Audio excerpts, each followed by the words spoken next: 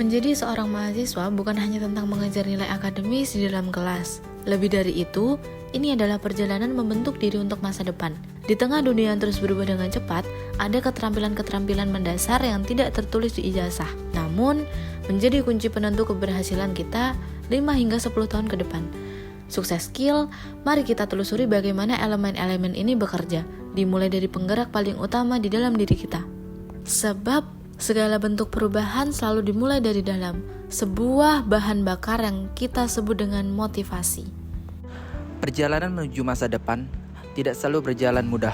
Akan ada berbagai tantangan dan hambatan yang harus dihadapi. Karena itu, motivasi diri sangat penting.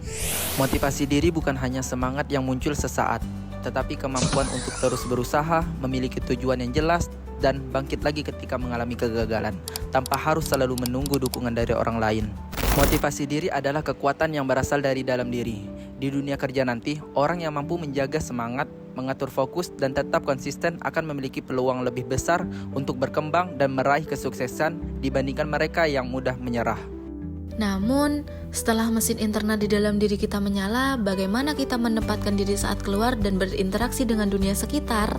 Jika etika adalah landasan moral di dalam diri kita, maka etiket adalah cara kita menunjukkan moral di kehidupan sekitar. Etiket juga termasuk kumpulan aturan yang tidak tertulis yang menjaga keharmonisan interaksi kita sehari-hari. Sederhananya, ini adalah tentang menghargai ruang dan perasaan orang lain, mulai dari hal kecil seperti konsisten menggunakan 3 kata sakti, yaitu tolong, maaf, dan terima kasih, hingga menjaga etiket digital di media sosial dengan tidak meninggalkan komentar kasar dan hujatan. Di dunia profesional juga, etiket bukan sekedar formalitas. Ia adalah personal branding nyata yang menunjukkan profesionalisme kita, dan tanpa etiket yang baik, keahlian sehebat apapun akan sulit diterima dan dilihat oleh lingkungan sekitar karena nama kita yang sudah tercoreng. Etika-etiket sudah terjaga. Langkah berikutnya adalah bagaimana kita menyampaikan gagasan dan isi pikiran kita secara luas. Ide sehebat apapun akan kehilangan nilainya jika tidak mampu disampaikan dengan baik. Komunikasi dan presentasi efektif adalah seni menjembatani pikiran kita ke dalam pemahaman orang lain.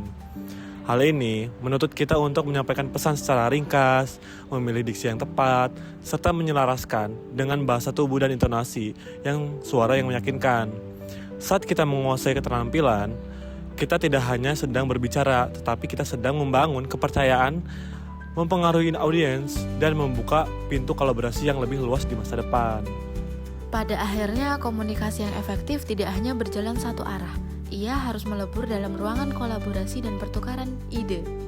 Kerjasama adalah pondasi dari setiap pencapaian besar, namun kolaborasi sejati hanya akan lahir dari kemampuan berdiskusi yang sehat.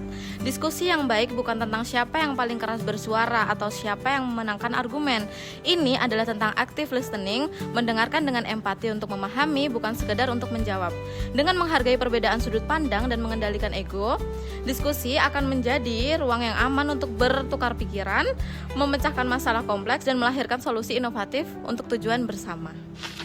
Motivasi, etiket, komunikasi, dan diskusi 4 pilar penting yang tidak berdiri sendiri, melainkan saling melengkapi untuk membentuk masa depan yang kita impikan. Saya, Nesya Nurhamin, dan seluruh kelompok, terima kasih.